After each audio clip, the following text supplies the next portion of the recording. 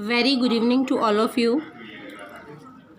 जो भी बच्चे चैनल पर नए हैं वो वीडियो को देखने से पहले चैनल को लाइक और सब्सक्राइब करें तथा आगे से आगे इस वीडियो को शेयर भी करें ताकि ज़्यादा से ज़्यादा बच्चे इस वीडियो को देखकर उसका बेनिफिट ले सकें। पिछली क्लास में मैंने पॉलीगोनम टाइप और मोनोस्पोरिक डेवलपमेंट के बारे में आपको डिटेल दी थी, उसी को आगे कंटिन्यू करते हैं। और नेक्स्ट जो टॉपिक ले रहे हैं वो टॉपिक है structure of monosporic polygonum type embryo sac. जो भी आपके एनसीईआरटी में एम्ब्रियो सैक दिया है उस एम्ब्रियो सैक का नाम ही है मोनोस्पोरिक, क्योंकि 4 मेगास्पोर में 3 मेगास्पोर डीजनरेट हो जाते हैं और 1 मेगास्पोर जो बचता है वही आगे जाकर फुली डेवलप एम्ब्रियो सैक का फॉर्मेशन करता है। इसी प्रकार के डेवलपमेंट को दूसरे नाम में हमने पॉलीगोनम कहा था, तो उसकी हम डिटेल स्ट्रक्चर देखेंगे। तो जैसा कि उसमें हमें पता है कि एक बहुत ही ज़्यादा लार्ज स्ट्रक्चर होती है, ओवल यानी कि ओवल शेप की होती है और उसके अंदर 7 सेल्स पाई जाती हैं। एक के बाद में एक सेल्स को अपन देखते हैं कि उनका वर्क क्या होता है।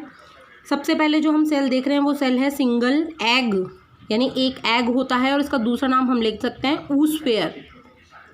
After fertilisation the egg develops into zygote.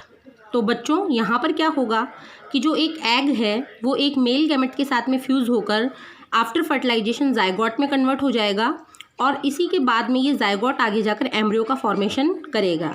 Next हम सेकंड टॉपिक पे आएंगे। तो सेकंड टॉपिक जो है वो है सिनर्जिड्स का। ये जो सिनर्जिड्स होती हैं वो नंबर में 2 होती हैं। दीज आर इलोंगेटेड, ये बहुत ही लंबी सेल्स हैं in compare to egg cell and bear a filiform apparatus. यहाँ पर अंगुली जैसे या फिंगर लाइक प्रोजेक्शंस पाए जाते हैं एट माइक्रोपाइलर रीजन। और हमने बात की थी कि एम्ब्रियो सैक के 2 रीजन होते हैं, एक तो माइक्रोपाइलर और एक होता है चलाजल। तो ये फिलीफॉर्म जो अपरेटस है वो आपको देखने को मिलेगा माइक्रोपाइलर रीजन के ऊपर।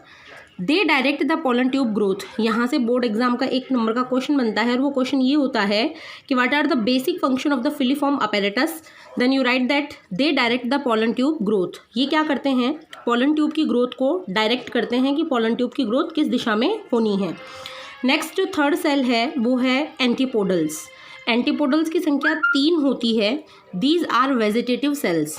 ये वास्तविक में रूप में और कुछ भी नहीं है, वेजिटेटिव सेल्स हैं। दे डीजनरेट आफ्टर फर्टिलाइजेशन, और फर्टिलाइजेशन के बाद में ये क्या हो जाती हैं, डीजनरेट हो जाती हैं। नेक्स्ट है सेंट्रल सेल, और ये सेंट्रल सेल सिंगल होती है। It contain 2 polar nuclei. इसके अंदर 2 न्यूक्लियाई होते हैं which fuse to form diploid secondary nucleus, जो आपस में फ्यूज होकर डिप्लॉयड सेकेंडरी न्यूक्लियस का निर्माण करते हैं। After fertilisation the central cell develop into endosperm. जैसे ही फर्टिलाइजेशन होगा इन दोनों पोलर न्यूक्लियाई के साथ में सेकेंड मेल गैमेट जुड़ेगा तो एक स्ट्रक्चर का फॉर्मेशन होगा और वो स्ट्रक्चर कहलाएगा एंडोस्पर्म। और इस एंडोस्पर्म की प्लॉइडी की बात करें तो ये प्लॉइडी होती है 3n, जिसको आप ट्रिप्लॉइड के नाम से भी जानते हैं। तो यहाँ पर मैंने एक आपको पिक्चोरियल जो ये डायग्राम दिखाया है, इस डायग्राम में आपको ये पॉलीगोनम टाइप का एम्ब्रियो सैक है जिसमें चलाजा के एंड के ऊपर 3 एंटीपोडल शो किए गए हैं। बीच में सेंट्रल सेल है और इस सेंट्रल सेल के अंदर 2 प्रकार के सेकेंडरी न्यूक्लियसेस हैं जिनको पोलर न्यूक्लियाई भी कह सकते हैं। माइक्रोपाइलर एंड के ऊपर पूरा का पूरा एग अपैरेटस है। एग अपैरेटस के 2 कंपोनेंट हैं, 2 तो सिनर्जिड, 1 एग सेल। और सिनर्जिड के दौरान आपको फिलीफॉर्म अपैरेटस शो किया गया है जो पोलन ट्यूब की ग्रोथ को डायरेक्ट करता है। नेक्स्ट उसके बाद में आते हैं पॉलिनेशन। पॉलिनेशन क्या होगा बच्चों, transfer of pollen grain from anther of the stamen to the stigma of carpel called pollination. Simple शब्दों में देखें तो एंथर से पॉलन ग्रेन निकलकर जब स्टिग्मा पर पहुंचते हैं तो ये प्रोसेस कहलाती है पॉलिनेशन।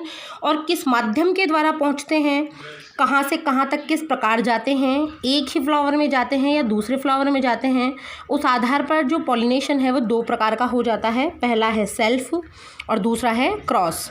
यहाँ पर सेल्फ के और क्रॉस के बीच में मैंने टेबल के फॉर्म में आपको डिफरेंस दिखाए हैं, तो आप डायरेक्टली वीडियो को पॉज करके ये जो डिफरेंस हैं वो अपने कॉपी में नोट कीजिए। सेल्फ के अंदर आप कह सकते हैं कि transfer of pollen grain from anther of flower to the stigma of same flower. यहाँ पर क्या होगा कि पॉलन ग्रेन जो हैं वो एंथर से निकलेंगे और स्टिग्मा तक पहुँचेंगे, बट फ्लावर कैसा रहेगा, सेम रहेगा, एक ही फ्लावर के अंदर ये सारी प्रोसेस होगी। क्रॉस में भी पॉलन ग्रेन निकलेंगे एंथर से, पहुँचेंगे स्टिग्मा पर कंडीशन कैसे रहेगी, प्लांट या फ्लावर कैसे होंगे, अनदर, एक दूसरे से अलग अलग। तो हम यहाँ पर क्रॉस पॉलिनेशन का दूसरा नाम देते हैं जीनोगेमी और तीसरा नाम देते हैं एलोगेमी। संधि विच्छेद कर आपको यहाँ पर सेपरेट समझाया गया है, जो कंपटीशन एग्जाम में बहुत ही इंपॉर्टेंट होता है। जीनोगैमी का मतलब, जब जीनोगैमी को 2 वर्ड्स में आप डिफ्रेंशिएट करोगे तो जीनोज गैमी, जीनोज यानी स्ट्रेंज, गैमस यानी मैरिज। जब 2 अलग अलग प्लांट्स के बीच में मैरिज जैसा कुछ हो रहा है, स्ट्रेंज टाइप का जो फिनोमेनन हो रहा है, उसको हम कहेंगे जीनोगैमी। एलोगैमी, एलोज यानी होता है अदर, और गैमस यानी मैरिज, यानी 2 अलग अलग प्लांट्स के बीच में जब मैरिज जैसा कुछ होता है तो उस फिनोमेनन को हम कहते हैं एलोगैमी। इसी के आगे की जो बातें हैं हम वो नेक्स्ट वीडियो में करेंगे। वीडियो से रिलेटेड कोई भी क्वेरी, कोई भी प्रॉब्लम है तो कमेंट सेक्शन में या कमेंट बॉक्स में लिखकर मुझे ज़रूर बताएं ताकि उनका सॉल्यूशन किया जा सके। और वीडियो को आगे से आगे शेयर कीजिए। Be safe, be careful from corona. Have a nice day.